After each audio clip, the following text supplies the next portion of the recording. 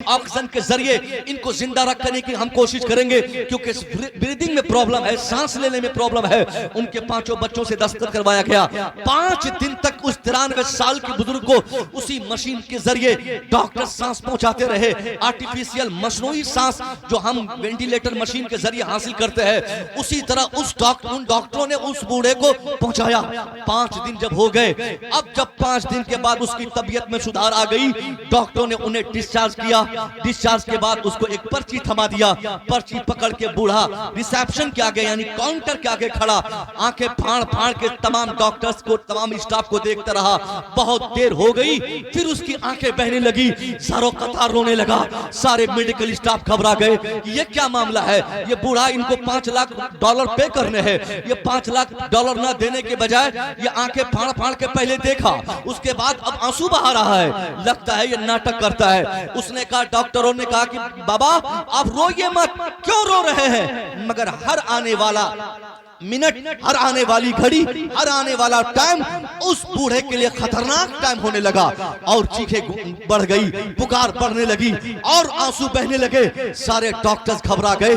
बाबा को मना करने की कोशिश की गई, बाबा मत रोइए, अगर आप इसी तरह रोते रहेंगे तो मेरे मेडिकल कॉलेज का इमेज खराब होगा, दूसरे पेशेंट को तकलीफ होगी, लोग मेरे हॉस्पिटल के ताल्लुक से बहुत ज्यादा संजीदा हो जाएंगे, यहाँ नए पेशेंट नहीं आना चाहेंगे, आप चुप रहिए। सारे डॉक्टर्स मना करते जा रहे हैं, मगर वो बूढ़ा रोने में और इजाफा उसका होता जा रहा है, आंसू बहते रहे, मगर वो बूढ़े में कोई फर्क नहीं पड़ा।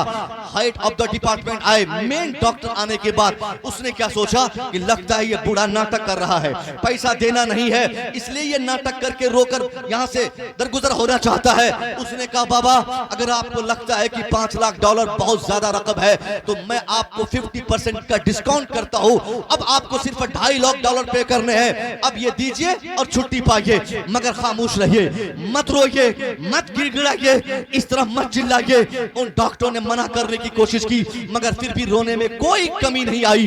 जब कमी नहीं देखी उन लोगों ने, तो एक डॉक्टर आगे बढ़ के कहता है, बाबा अगर $2.5 लाख भी पे करना आपके लिए मुश्किल है तो जाइए, मैं आपकी सारी रकम माफ कर देता हूँ, कोई पैसा नहीं, मुफ्त में फ्री ऑफ कॉस्ट आपके सारे इलाज हो गए, अब आप अपना घर चले जाइए, कोई पैसा नहीं लिया जाएगा। बस इतना छोटा सा जुमला सुनना था, उस बूढ़े को जलाल आ गया। उसने कहा, ए डॉक्टर बाबू, तूने मुझे भिखारी समझा है, तूने मुझे मोहताज समझा है? अरे मैं मोहताज नहीं, मैं गरीब नहीं, मैं पैसा देने ना देने की वजह से नहीं रोता। डॉक्टर ने कहा, बाबा और क्या रीजन हो सकती है? पैसे आपको पे कर रहे हैं, पर्ची आपके हाथ में है, रो आप रहे हैं, मैं क्या कोई और दूसरा रीजन, दूसरी वजह समझूंगा? उसने कहा, डॉक्टर बाबू अगर तुम इसकी वजह तलाशना चाहते हो, मेरे करीब आओ, मैं बताता हूँ कि मैं क्यों रोता हूँ। सारे डॉक्टर्स करीब आ गए। बूढ़े ने जो जवाब दिया था, अल्लाह की कसम कमालपुर के सुन्नी जयालू मुसलमानों, उस बूढ़े का जवाब न सिर्फ इटली के उस शहर के लोगों के लिए जवाब था, बल्कि कायनात के हर इंसान की आंखें खोल देने के लिए उस बूढ़े का वो जवाब काफी था। उसने कहा, डॉक्टर बाबू ईमानदारी से बताइए आप लोग कि आप लोगों ने कितने दिनों तक अपनी मशीन पे मुझे लिटाया? कहा 5 दिनों तक। कहा अपनी ऑक्सीजन मशीन से मेरे फेफड़े में कितने दिनों तक तूने आपने ऑक्सीजन पहुंचाया? कहा 5 दिनों से। कहा कितना चार्ज आपने इसमें ऐड किया? कहा $5 लाख। कहा डॉक्टर बाबू यही तो रोने की वजह है कि तुम डॉक्टर हो, मैं चाहूं 5 लाख की जगह पे 50 लाख पे करके चला जाऊं, मैं चाहूं आप जैसे डॉक्टर को कई हजार डॉक्टर को बिठाकर अपने दस्तरखान पर कई महीने तक मुफ्त में खिलाकर तनख्वाह दे सकता हूं। मैं मोहताज नहीं, मैं गरीब नहीं, मैं फकीर नहीं, मैं तंगदस्त नहीं, मैं बेयारो मददगार नहीं।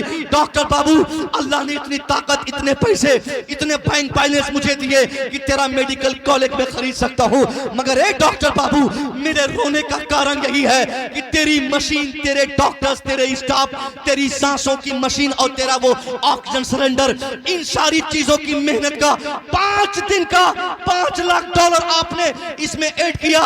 यही तो रोने की वजह रही कि तुम जैसे डॉक्टरों ने एक दिन के लिए 24 घंटे के लिए अगर तूने सांसें दी है तो 24 घंटे में तूने $1 लाख इसमें लिखा, 5 दिन में $5 लाख। डॉक्टर बाबू रोने का कारण यही है कि तुम जैसे डॉक्टर को मसनूई ऑक्सीजन के बदले में मैं अगर 1 लाख रुपया एक दिन की सांसों के बदले में दे दूं तो इसी मुनासबत से मैं कितना मकरूज हो गया अपने रब के उस एहसानात के तले जो मेरा रब इसी सांसों को हमारे माँ के पेट में था तो अल्लाह देता रहा, मैं बचपने में था अल्लाह देता रहा, मैं जवानी में था अल्लाह देता रहा, मैं सोता रहा अल्लाह देता रहा, मैं जागता रहा अल्लाह देता रहा। डॉक्टर अगर 24 घंटे की सांसों की इतनी कीमत है कि एक पेशेंट एक मरीज के लिए एक डॉक्टर के लिए $1 लाख का मकरूज होता है तो अपने रब का मैं कितना बड़ा मकरूज हूं कि अल्लाह ने मुझे 93 साल से मुफ्त में सांसें दी। कभी नहीं कहा सांस की क्या कीमत है, कभी नहीं कहा सांस के बदले में यह करना होगा। इसलिए मेरी आंखें बह रही है कि जब 5 दिन की सांसों की ये कीमत है तो 93 साल की सांसों की क्या कीमत होगी। अल्लाहु अकबर। नाराए तकबीर, नाराए रिसालत, नाराए गौसियत, उलमाए अहले सुन्नत, हजरत अल्लामा मुफ्ती मुसव्विर रज़ा साहब क़िबला। इसलिए मुसलमानों, इंसानों अपने रब से कुछ मत मांगो, अपने रब से सिर्फ ये दुआ करो अल्लाह मौत तक हमारा ईमान हमारे पास सलामत रहे। या अल्लाह तेरा एहसान है, तूने एक सेकंड हमें मरने से बचाया।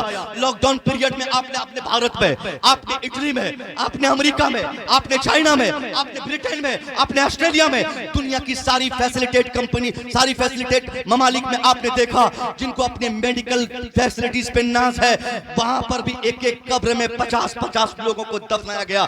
जमीनें तंग हो गई, इतनी लाशें गिर गई, इतनी लाशें गिरी कि सब लोग बेतहाशा मरने लगे। ये अल्लाह मौत दे दे, इंसान बेतहाशा मरता है तो आपको कम से कम जिंदा है। आपको यह एहसास करना होगा अल्लाह तेरा एहसान है, तू जिंदा रखा है, मगर एक एहसान मेरा रब तू मेरे ऊपर और फरमा दे, जब तक सांसें चलती रहे तू मुझे मेरा ईमान सलामत रख। ईमान की कुव्वत ये बहुत ज्यादा जरूरी है। यही ईमान का डैमेज, इसी ईमान का खतरा, इसी ईमान की खराबी आज हमारी ये सूरत बनाती है कि आज 150 करोड़ में 57 ममालिक में हम मुसलमान हैं, मगर रोजाना हर आने वाली रात हम मारे जाते, हर शाम हम पिट जाते, हमारी मस्जिदों को टारगेट बनाया जाता, हमारे मदरसों को टारगेट बनाया जाता। ये इमारत साहब टारगेट के लिए नहीं, ये इमारत दुनिया की इस्लाह के लिए। मस्जिद अपनी पेशानी रगड़ के अपनी इबादत का मजा लेने के लिए है, अल्लाह की इबादत के लिए है। मगर जब मस्जिद दुश्मनों के टारगेट में चली जाए, जब मदरसा दुश्मनों के टारगेट में चला जाए, जब मुसलमान दुश्मनों के टारगेट में चला जाए तो मुसलमानों को बहुत ज्यादा एहतजाज करने की जरूरत नहीं, अपने उस रब को मनाने की जरूरत है जिस रब ने हमें चलने की ताकत दी है, जिस रब ने बोलने की कुव्वत दी है, जिस रब ने सुनने की ताकत दी है। अगर आपसे आपका रब खुश होगा, ये सारी दुनिया आपके मुखालफत में आपके खिलाफ खड़ी हो जाए, पूरी दुनिया एक तरफ और आपका रब सिर्फ आपसे खुश हो जाए, दुनिया का कोई इंसान आपकी जमीन भी नहीं हिला सकता। अगर आज आंखें दुनिया दिखा रही है, गोया हमने रब का एहसान फरामोश किया, हमने अपने अल्लाह का एहसान फरामोश किया। इसलिए मुसलमानों, अपने रब से अगर कुछ मांगना है तो अपने रब से ईमान की सलामती की दुआ करो। आप ईमान की सलामती की दुआ करोगे, आपके पास जमीन नहीं भी रहेगी, आप मर जाओगे, आपकी आखिरत की जिंदगी में आपको बादशाहत नसीब होगी। और आपने सिर्फ जमीन की दुआ की, मकान की दुआ की, दौलत की दुआ की, और आपने ईमान की सलामती की दुआ अल्लाह से नहीं की। आप जमींदार तो बनेंगे मगर फकीर और लाचार ईमानी तौर पर आप बन के इस दुनिया से जाएंगे। मुफ्ती साहब क़िबला ने हुक्म दिया, हजरत मेरा जलसा इस्लाह मुआशरा कॉन्फ्रेंस है, मैं आज अगर नौजवानों को इस्लाह मुआशरा के ताल्लुक से थोड़ी देर के लिए आजमाना चाहूँ और पूछना चाहूँ चंद सवालात, तो आपके रोंगटे खड़े हो जाएंगे। वो कौन सी अलामत है जिससे हम कह सकते हैं कि आप मुसलमान हैं? हमारे अंदर कौन सी क्वालिटी